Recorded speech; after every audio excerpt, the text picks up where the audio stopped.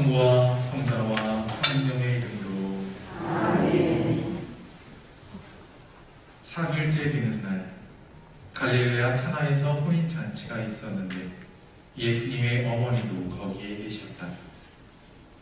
예수님도 제자들과 함께 그 혼인잔치의 초대를 받으셨다.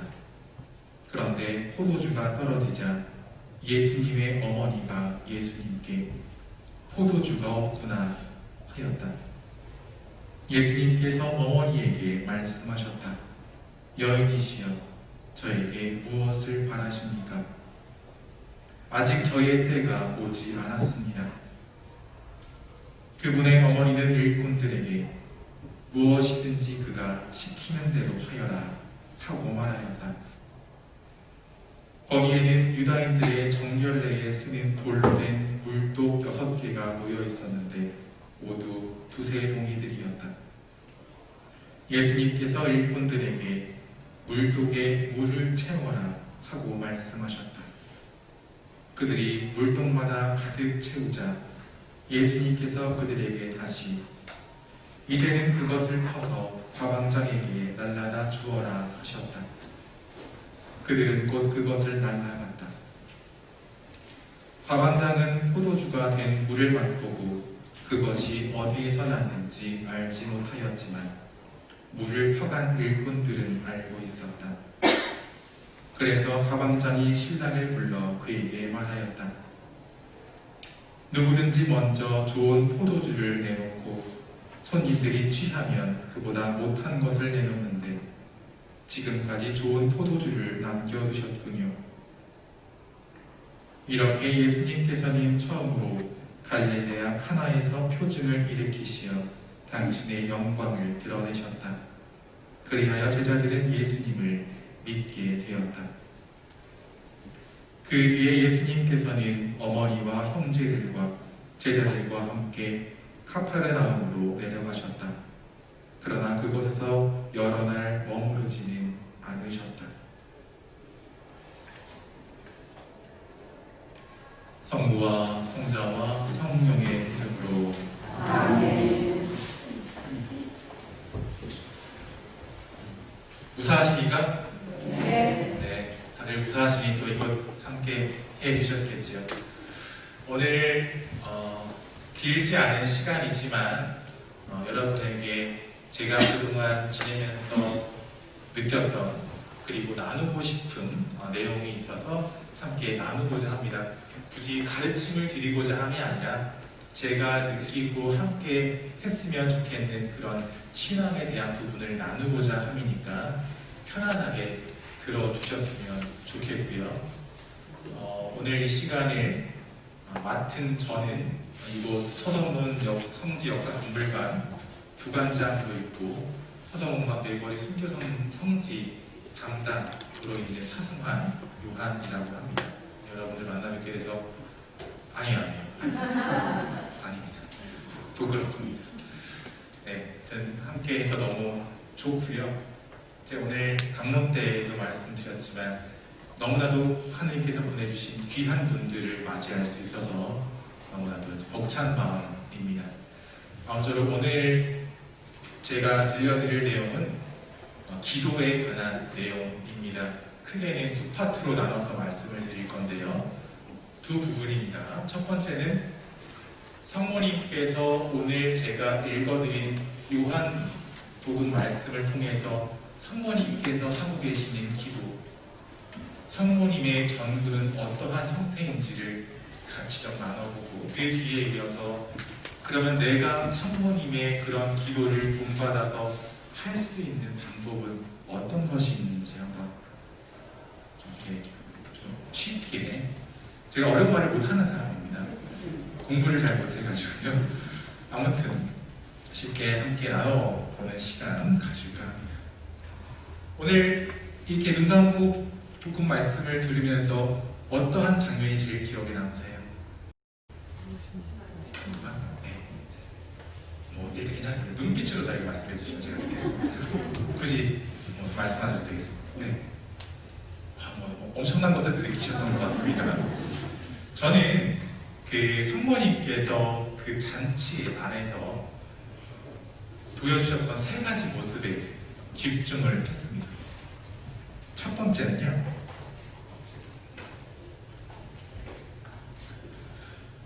참 중요한 겁니다.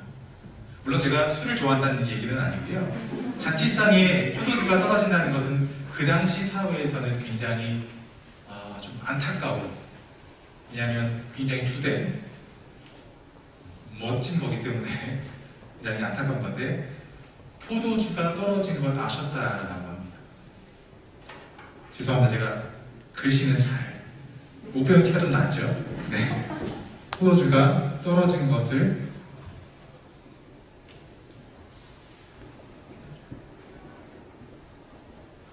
아셨다라고 합니다. 굉장히 중요한 겁니다. 어떻게 아실 수가 있었을까요?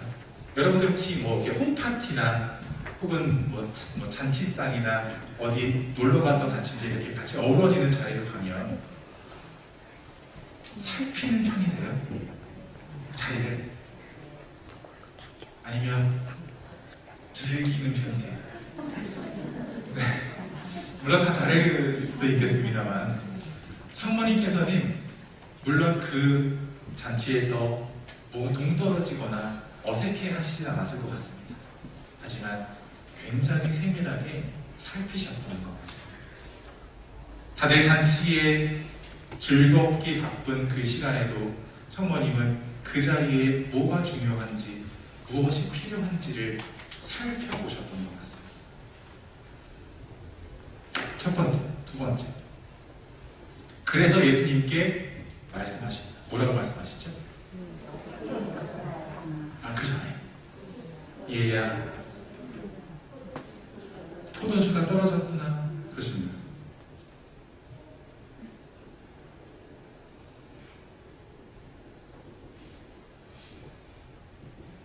저는 처음에 이 포도주가 떨어졌구나 이걸 이제 묵상하는데 너무 따뜻한 거예요. 왜냐하면 시키는 게 아니잖아요. 포도주 좀 내와라 이게 아니잖아요. 어쩜 포도주가 떨어졌네. 이렇게 옆에서 그냥 친근하게 알려주시는 그런 모습으로 저는 받아들였거든요. 어떤 분한테 이 얘기를 드렸더니 지금 그게 제일 무서운 거예요. 그렇게 말씀하시더라고요. 차라리 직접 얘기를 하지, 옆에 와서 슬쩍 포도주가 떨어졌네 이렇게 얘기하시면 그게 더 무섭다고, 아직 그걸 모르시는 것 같다고 말씀하시는데, 아무튼 직접적으로 지시하시는 게 아니라 알려드리는 거였습니다. 예수님께서 모르지 않으셨을 겁니다. 그런데 그것이 예수님이 움직이긴 아직 예수님의 때가 되지 않았기 때문에 성모님께서는 특별히 예수님께 가셔서 포도주가 떨어졌구나라고 알려주신 것이죠. 세 번째, 그 다음에 바로 그가 시키는 대로 하여라.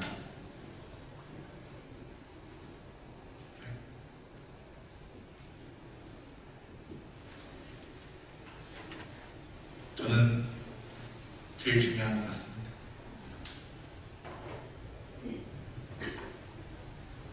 저희가 기도를 한다는 것, 그리고 무언가를 청한다는 것은 거꾸로 보면 내가 무엇가 부족한지를 깨닫는 것입니다. 주님께 기도드린다는 것은 주님께 들어달라고 떼를 쓰는 그것이 아니라 내가 어떤 게 부족한지를 깨닫는 과정이라고 할 수 있습니다. 바로 내가 무엇을 해야 하는지에 대해서 알 수 있도록, 그것이 거꾸로 하느님의 대답으로 우리가 알아들을 수 있는 또 다른 은총의 메시지라고 생각합니다. 성모님의 전구 방법이 이 복음 말씀을 통해서 나와 있는 것 같습니다. 성모님은 예수님께 이래라 저래라 하실 수 있는 분은 아니십니다. 물론 어머니시기 때문에, 그리고 예수님께서 정말로 사랑하고 많이 따르셨을 분이기 때문에 가능할 수는 있었겠지만 성모님은 절대 그것을 선택하지 않으셨습니다. 이냐시오식 묵상 방법에 의하면 부활하신 주님께서 가장 먼저 누구에게 나타나셨죠? 막다른 대죠. 마리아에게 나타나셨습니다. 근데 이냐시오 성인은 재밌습니다. 진짜로 그러셨을까? 묵상의 길을 따라가다 보면 부활하신 예수님께서 혹시 어머니께 먼저 가시지 않으셨을까? 이건 뭐 그냥 막연한 상상력에 의한 것이 아니라 그 성경 안에 있는 내용을 들여다보고 그 안에 묵상하면서 머물렀을 때 나올 수 있는 것입니다. 여러분은 어떻게 받아들이실지 모르겠습니다. 예수님께서 부활하신 뒤에 정말로 마리아에게 먼저 나타나셨을까? 아니면 어머니에게 먼저 가셨을까? 아무튼 이건 여러분들의 상상에 맡기겠습니다. 아무튼 어떠세요? 이런 전구 방법 괜찮으신가요? 뭐가 괜찮으신 거예요? 저희 어머니 얘기를 좀 해볼까 합니다. 저희 어머니는 저에게 직접적으로 신부가 되었으면이라고 얘기하신 적이 한 번도 없습니다. 매일 기도하셨어요. 그냥 아무 말도 안 하시고, 제가 학원 갔다 들어오면 어머니 기도하고 계시고, 왔니? 한마디. 네, 왔어요. 그래, 끝. 늘 그런 삶의 반복이었습니다. 오히려 저에게 신부가 되었으면 하고 말하신 분은 외할아버지셨습니다. 물론 어머니도 제가 신부가 되기를 엄청나게 바라셨습니다. 그래서 제가 태어나자마자 세례를 당했죠.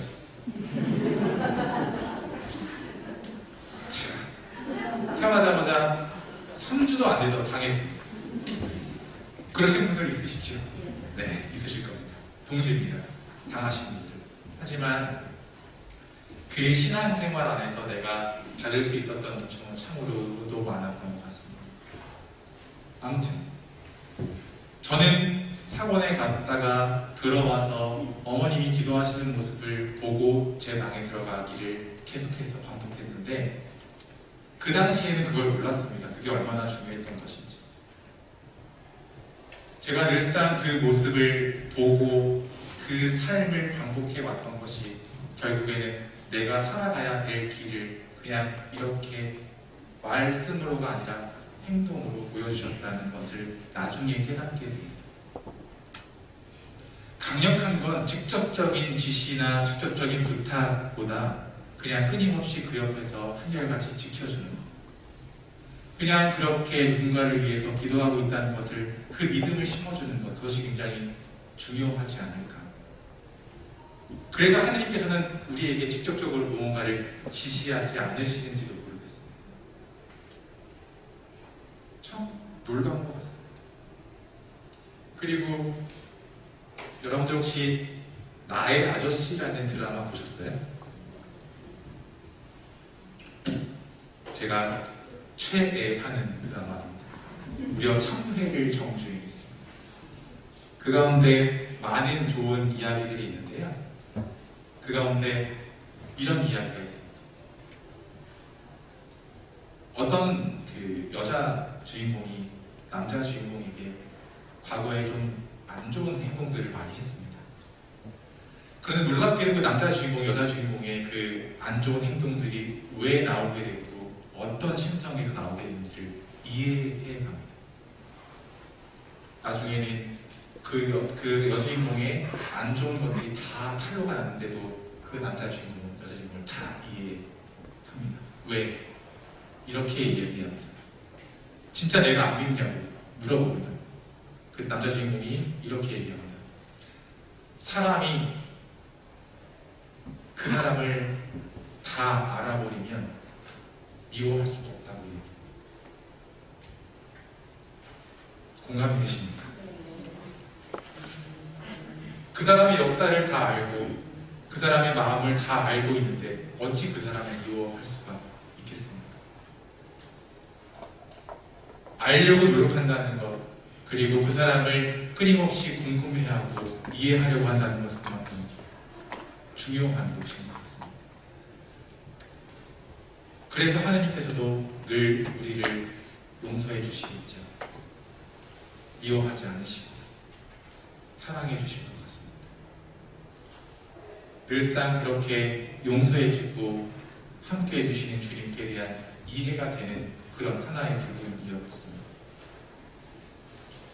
소상하게 살피는 것, 우리 주위에 있는 사람들, 내가 사랑하는 사람이 어떤 점이 부족하고 내가 도와줄 수 있는 것은 어떤 것이 있는지를 늘 알고자 궁금해하는 것, 끊임없이 노력하고 내가 부족하다는 것을 깨닫고 다가가려고 하는 것, 그 노력이 참으로 중요함을 우리는 깨달을 수 있겠습니다.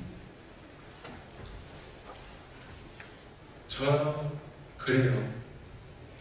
시민님 쟤는 그러네. 시민님 쟤는 안 돼요. 왜요? 왜 안 되죠? 시민님 제 애는 뭐가 되려는지 모르겠어요. 모르니까 얼마나 좋습니까? 가능성이 얼마나 많아요. 감히 안다고 누군가에게 이야기하는 것은 참으로 어리석은 일일지도 모르겠습니다. 알려고 노력해야 할 것 같습니다. 여러분, 제가 훈배 때 이런 이야기를 많이 드립니다. 제가 죄송합니다. 미소를 잘 못합니다. 한 남자가 이렇게 했습니다. 죄송합니다. 머리카락이 좀 있겠습니다. 한 남자가 자기의 배우자를 찾고 싶어 합니다. 내 님은 어디 있나?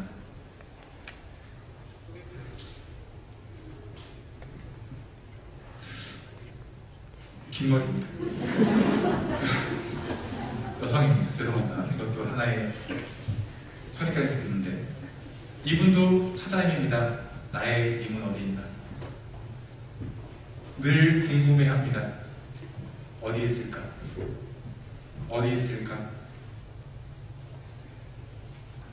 어디 있을까? 이 둘의 궁금함이 또 알고 싶어함이 만나게 되면 어떻게 되냐면 이렇게 됩니다.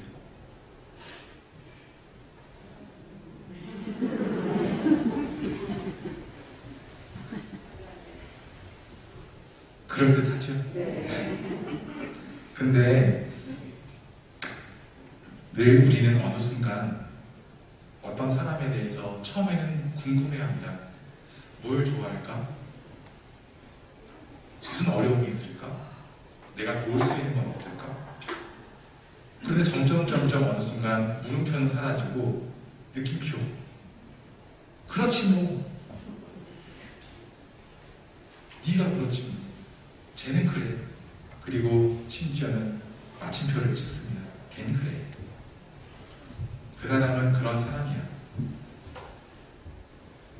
지금의 그 사람은 어떻습니까? 과거의 그 사람이 지금의 그 사람과 같지 않을 텐데 우리는 이렇게 쉽게 생각해버리는 경우가 가끔씩 있더라고요. 저의 경험입니다. 늘 우리는 궁금해해야 하고 알려고 노력해야 한다는 것. 아, 정말 그리고도 너무 못 그렸네요.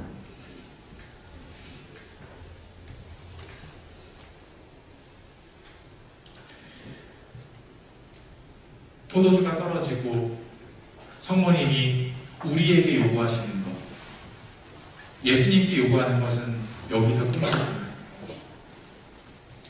우리에게 요구하시는 것, 그 하인들에게 요구하시는 것은 무엇이든지 그가 시키는 대로 하여라였습니다.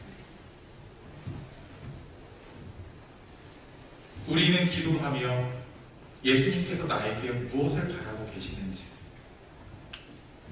그런 점들을 늘 좀 듣기 위한 노력을 해야 하는 것 같습니다.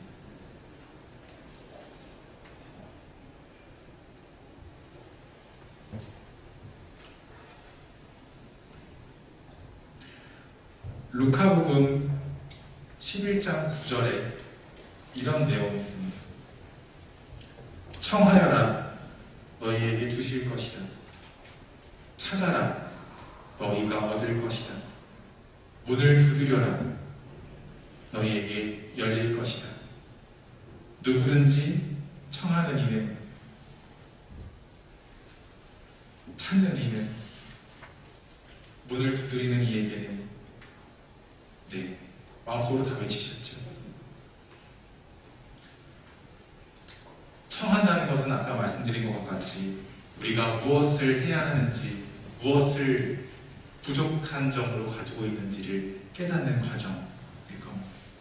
구하는 것은 직접적으로 내가 행동으로 옮기는 과정일 것이고, 그리고 연다는 것은 그런 내 마음을 하느님께 열어드림을 의미합니다. 예수님이 문을 여는 장면을 그린 그림들 혹시 아세요? 찾아보면 나오는데 그 그림들의 퉁은 조금 다른데 놀랍게도 그 그림들의 공통점이 하나 있습니다. 네. 밖에서 예수님이 잡을 수 있는 문고리가 없습니다. 그렇습니다. 그 문은 내가 열어드려야 하는 문. 놀랍게도 은총을 많이 주시지만 그 은총을 받아들일 수 있는 마음의 문은 내가 열어드려야 한다는 것입니다. 그 문을 열지 않으면 그 은총은, 하느님은, 예수님은 내 마음 안에 자리매김칠 수가 없습니다. 열어드려야 합니다. 청하기도 하고 구하기도 해야 되지만 내 마음을 열지 않으면 그 어떤 것도 할 수가 없습니다.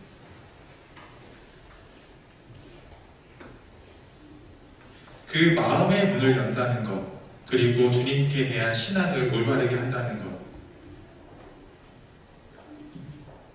다시 성모님께로 돌아오면, 여러분들 주님 예고축일 혹시 언제인지 아세요? 3월 12월 25일에 9달 전이죠. 저는 주님 예고축일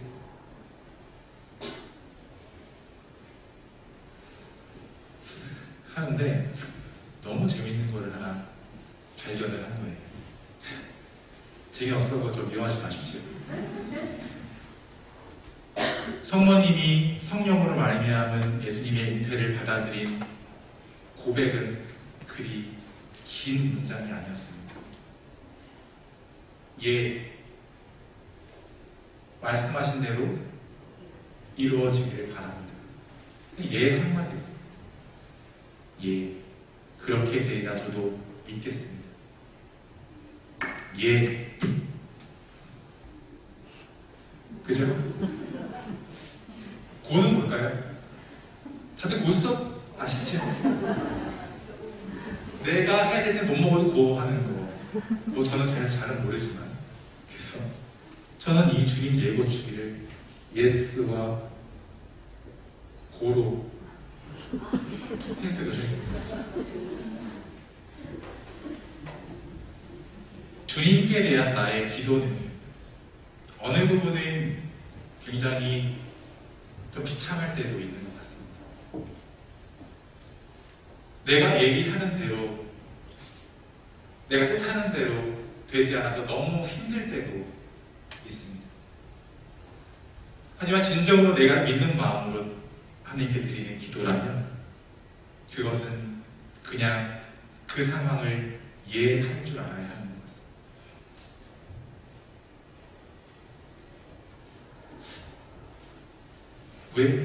왜 그렇지?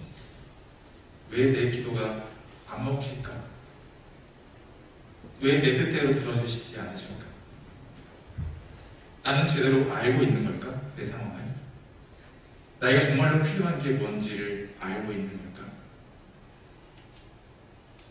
정말로 무언가 필요한 게 있다면 그냥 고해도 될 것 같은데, 내가 무언가를 청하는지도 모르는 채 하는 기도는 잘 어떻게 해야 되는지도 모르는 경우가 많습니다. 아주 어린 아이들 이가 나기 시작하잖아요. 아주 어릴 때 언제 나요? 이가? 6개월, 7개월. 그 이는 한 8살, 9살 정도 되면 다 빠지잖아요. 새 이가 나옵니다. 그거를 처음에 유치라고 하나요? 나는 이를. 그 다음에 나중에 영구치라고 이야기하죠. 유치가 날 때는 그냥 사탕을 줘도, 초콜릿을 줘도, 이가 조금 썩어도 그냥 빠지니까 어느 정도 그냥 가능할 것 같아요. 애를 키워보지 않아서 잘 모르는 얘기일 수도 있습니다. 그런데 영구치가 나기 시작하면 그때부터는 관리를 잘 해줘야 되지 않을까요? 그래서 예전에 어떤 꼬맹이가 와서 신부님, 우리 엄마가 변했다는 거예요. 왜? 무슨 일? 어머니가 널 때렸니? 그건 아닌데 전에 너무나도 잘 주던 초콜릿을 안 준다는 거예요, 집에서. 왜 안 주는데 모르겠대요. 그리고 보니까 이가 빠져있어요. 아, 그래. 나는 너네 엄마가 이해가 됐는데 어떻게 받아들일지 모르겠다. 그 아이는 이해가 안 될 겁니다. 그죠? 전에는 초콜릿을 잘 주셨는데 어느 순간 나에게 오는 초콜릿이 사라진 거야. 안 돼. 못 먹어. 왜? 잘 주셨잖아요. 안 돼, 이제 영구치 잘 도전해야지. 그걸 다 이해하면 좋은데 이해하지 못하면 이해가 안 되는 거죠. 정말 알 수 없기 때문에 엄마가 변했다고 이야기합니다. 오히려 그 변화가 된 순간이 더 중요할지도 모르는데 그 순간을 그저 투정하고 부정하고 누군가가 변했다고 치부해버리면 그 순간만큼 너무나도 어렵고 힘들 것 같습니다. 아니, 예전에는 하느님께서 내가 기도만 하면 다 들어주셨는데 요새는 왜 안 들어주셔? 왜 안 들어주실까요? 어찌 보면 그 기도에 대한 것은 내가 나에게 그다지 중요하지 않거나 혹은 나에게 필요한 것이 아니라 욕심나는 부분이라서 그럴 수도 있습니다. 나를 정말로 귀하게 여겨주시고 사랑해 주시는데 나에게 가장 필요한 것을 안 주시는 분은 아닐 거라고 생각합니다. 하지만 필요한 것과 욕심나는 것은 분명히 좀 다른 이야기가 될 수 있겠죠.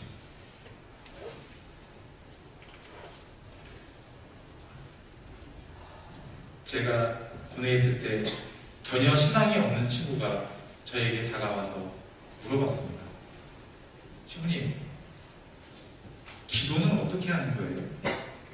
너무 힘든 질문이잖아요. 그래서 그래, 기도는 어떻게 해야 될까? 네가 생각하는 기도는 뭐니? 했더니 주저리 웃는 거예요. 필요한 것들. 그래, 그렇게 읽다가 지치면 어떡해? 안 들어주시면 어떡해? 에이, 들어주셔야죠. 하나님이 지라면서요. 아니야, 그런 건 아닌 것 같다. 네가 내일 저녁을 하고 싶잖아. 이제 시작했는데 너 내일 저녁 하고 싶지? 암만 기도해봐라. 들어주시나? 안 되는 거야, 그건. 그들이 가더라고요. 신앙이었는지. 뭐 어떻게 합니까? 안 되는 건 안 되는 건데. 대신에 저는 그런 이야기를 많이 해줬습니다. 뭘 잘하게 해달라고 청하지 말고 잘 버티게 해달라고 기도하는 거예요. 여기서 다른 사람들에게 피해 끼치지 않고 그냥 내가 여기서 잘 지낼 수 있게만, 잘 무사히 전역할 수 있게만 기도하라고 늘 그렇게 이야기했던 기억이 납니다. 주님께 대한 우리의 기도는 늘 그 경계선이 참 어렵습니다. 내가 정말로 필요한 것을 알고 청하는 것과 내가 욕심내고 나에게 주어졌으면 하는 그런 바람들. 그런데 그 경계선에는 반드시 내가 무언가를 직접적으로 요구하는 것이 아니라 너무나도 잘 알고 계시는 주님께 그저 의탁하는 방법도 하나의 좋은 예가 될 것 같습니다. 오늘 주님께 드리는 저의 기도도 그러합니다. 오히려 제가 드리는 기도, 제가 직접적으로 요청드리는 기도에 그렇게 직접적으로 응답해 주시는 것이 아니라 그냥 저에게 필요한 은총 좀 달라고.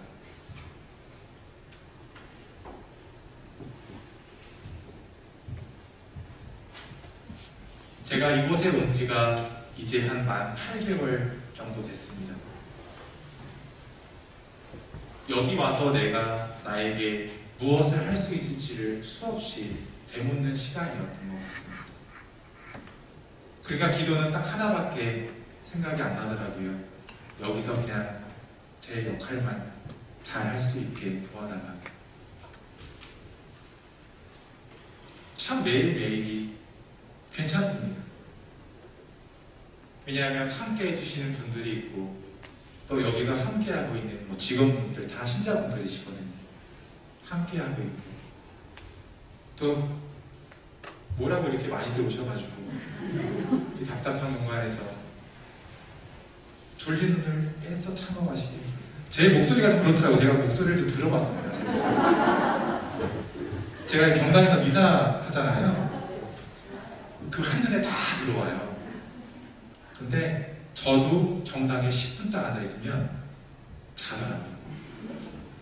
제 목소리 들으면서 아무 순간 어느 곳에 있든지 제가 드리는 기도의 첫 번째는 그거였던 것 같습니다. 저 여기서 뭘 할 수 있을까요? 저를 여기에 뭐에다 쓰시려고 데려다 주셨나요? 그 기도에 대한 응답은 늘 주시는 것 같더라고요. 그건 저한테 필요한가 봅니다. 그래서 지금 8개월이 지난 지금에서는 제 자리를 조금씩 잡아가고 있습니다. 여기 오시는 분들에 대한 그건 어떻게 해야 될까요?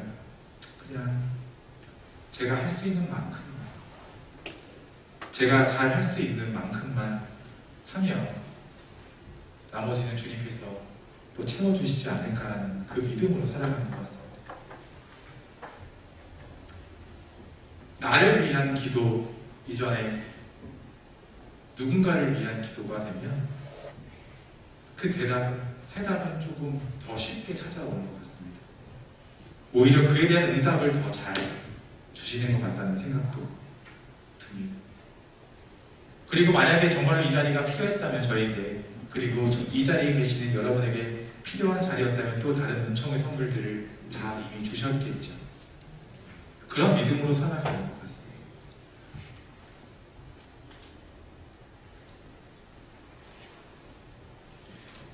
성모님께 저희가 전도를 드릴 때 성모님께서는 이미 다 세심하게 알고 계실 것 같습니다. 성모님께 청하는 나의 기도가, 그리고 성모님께 올리는 제발 좀 이렇게 청해달라고 드리는 기도 하나하나가 오히려 좀 불필요한 얘기들일 수도 있겠습니다. 하지만 그럼에도 불구하고 청해야 하는 것은 내가 무언가 부족한 점을 깨달을 수 있도록 하는 거꾸로 성찰이 아닐까 싶습니다.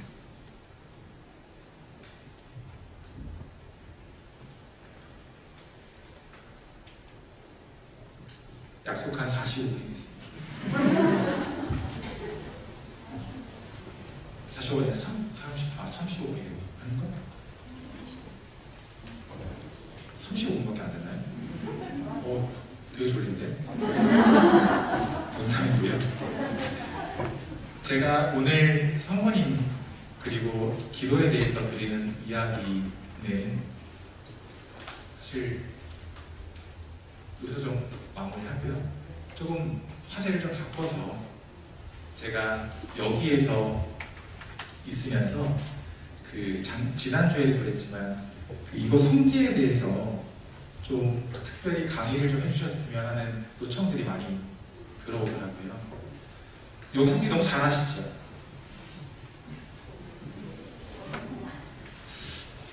괜히 말씀을 안 하신 것 같다는 생각이 듭니다. 아무튼가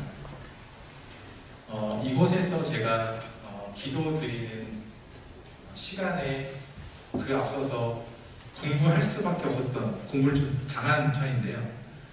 이것에 대해서 조금 말씀을 드리겠습니다. 이거 소서문과 네걸 성지는 여러분도 너무 잘 아시다시피 우리나라에서 단일 순교 성지로는 최다 성인과 목자를 배출한 곳입니다. 성인 44분과 목자 27분. 물론 그 배경은 있죠.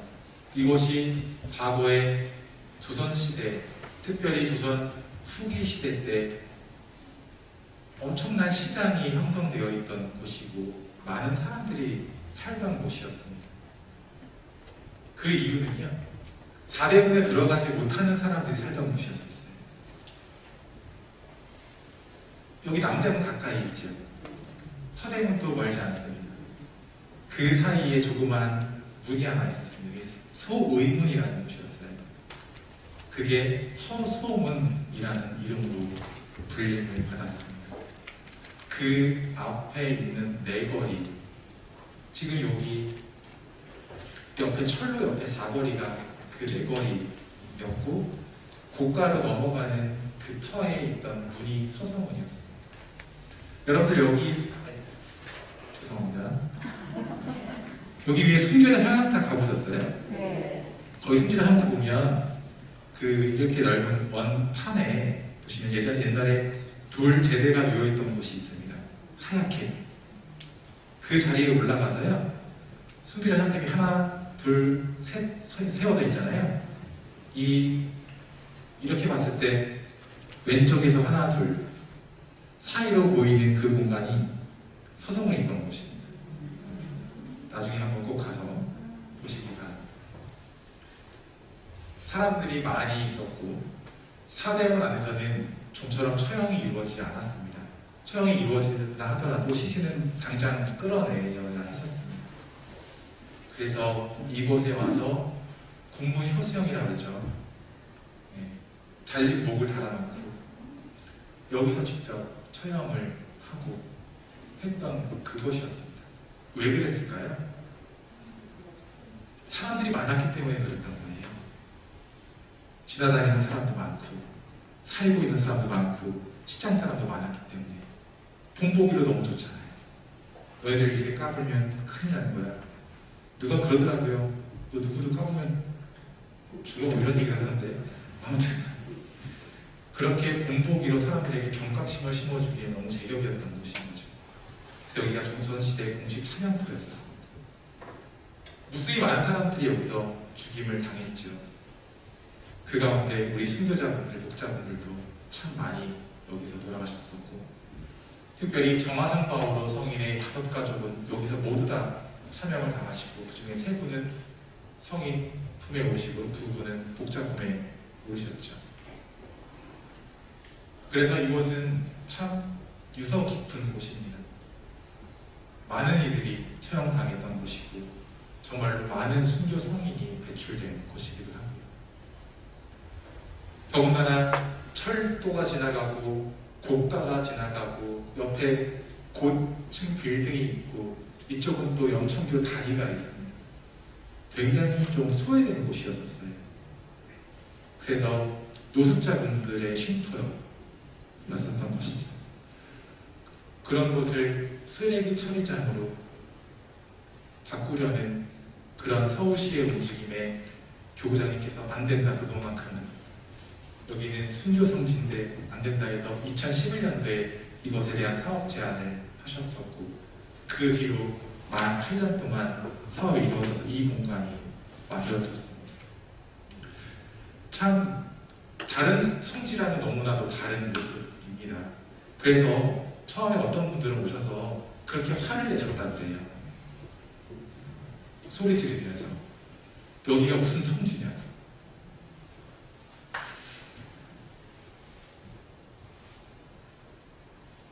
이해가 됩니다. 네. 그럴 듯한 성당이 있는 것도 아니고 마땅히 있어야 될 십자가의 길이 딱 눈에 보이는 것도 아니에요. 그리고 여기가 무슨 박물관이지, 성지야. 놀랍게도 그 곳곳에 숨어져 있는 성지에서 느낄 수 있는 좋은 것들이 약간 현대식으로 녹아있는 곳이었습니다. 그래서 참 재밌게도 제가 이 옷을 이제 이사 전후로 수단을 입고 돌아다니면 여기 찾아온 젊은이들이 이러고 쳐다봐요. 그리고 지나가면 다 들려요. 신문인가 봐. 한 번 제가 뒤돌아서 그랬었죠. 저 신부 맞습니다. 그랬더니 아, 네. 그리고 지나가더라고요. 다행히 내가 마스크를 쓰고 다닐 수 있어서 제가 요만큼은 괜찮다고 하더라고요.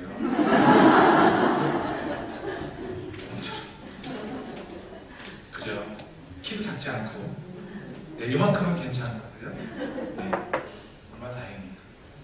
부디 이 모습으로 기억되기를 바랍니다. 이것이 순교 성지, 우리에게는 순교 성지지만 다른 이들에게는 또 다른 성지가 되었습니다. 인스타 성지라고 합니다.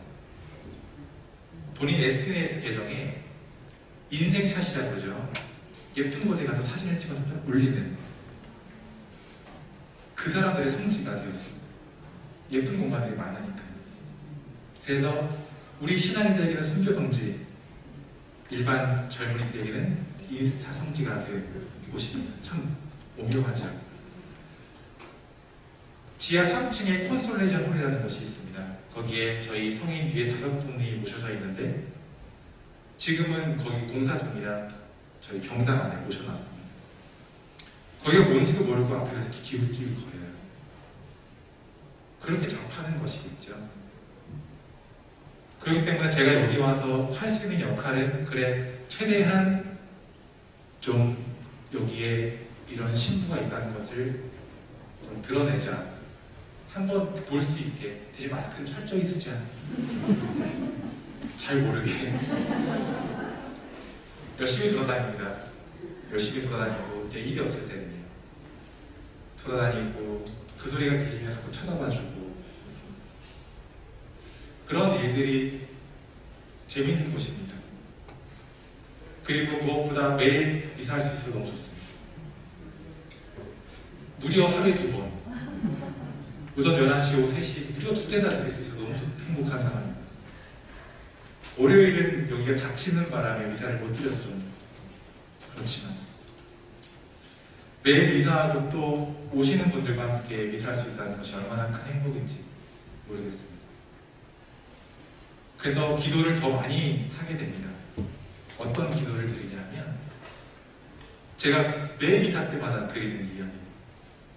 여기 오시는 분들이 지향을 어떤 지향으로 오시든 어떤 마음으로 오시든 거기에 우리 순교자분들의 특별한 얼과 손과 정성이 다해져서 제발 주님이 가장 원하시는 방향으로 그리고 감히 순교자의 그 길을 걷는 마음을 갖고 충실하게 나갈 수 있도록 정말 좀 그랬으면 좋겠다는 기도가 계속해서 생깁니다.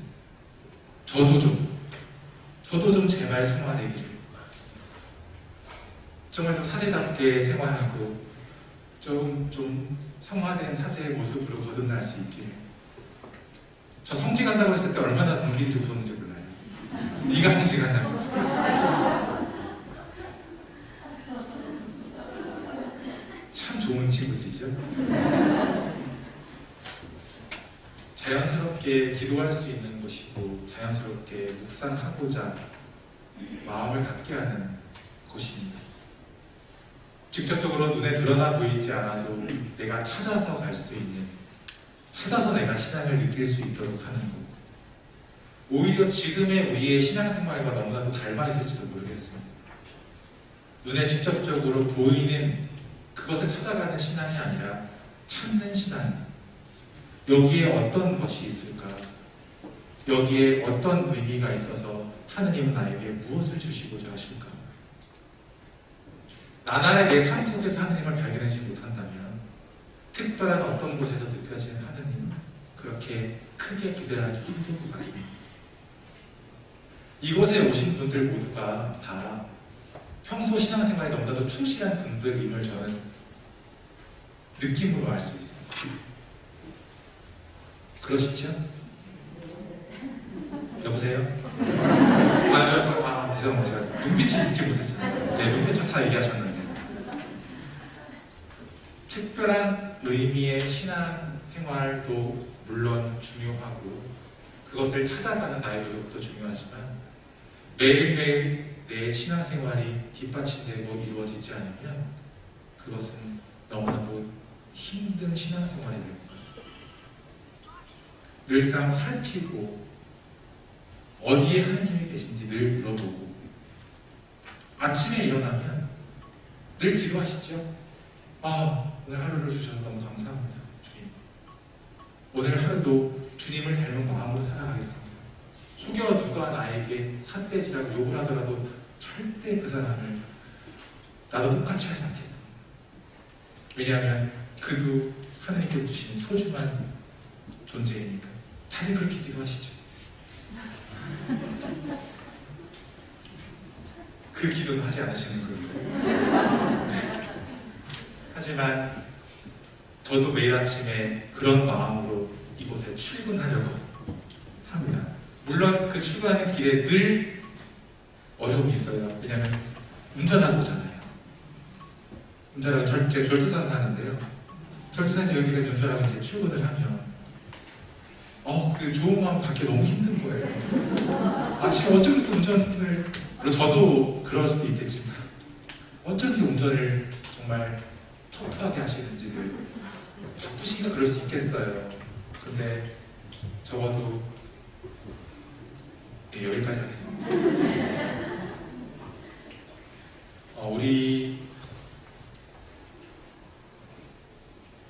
우리가 함께하는 신앙생활이라는 것은 매일매일에 주어지는 날들에 대한 그 신앙의 눈을 끝까지 챙기지 않으면 쉽지 않은 것 같습니다. 매일매일 우리에게 주어지는 교과서 같은 말씀들 너무 좋잖아요. 매일 미사에 나와 있는 독서 말씀과 복음 말씀 얼마나 좋습니까? 우리 천주교 너무 좋지 않아요? 네, 좋습니다. 얼마나 제 목사님들 많이 알게 됐습니다. 군종 신표 가서 목사님들 이렇게 설교하시는 거 그 설교 쭉 보면 이만큼 있어요. 뭐가 이렇게 많으세요? 그러면 어떻게 해요? 주어지는 게 없는데 내가 알아서 해야지. 저희는 딱 정해져 있잖아요. 얼마나 행복한데. 물론 그게 어려워하시는 시민들도 있으신데 저는 너무나도 좋은 것 같습니다. 얼마나 배려심이 많은 종교인 거죠.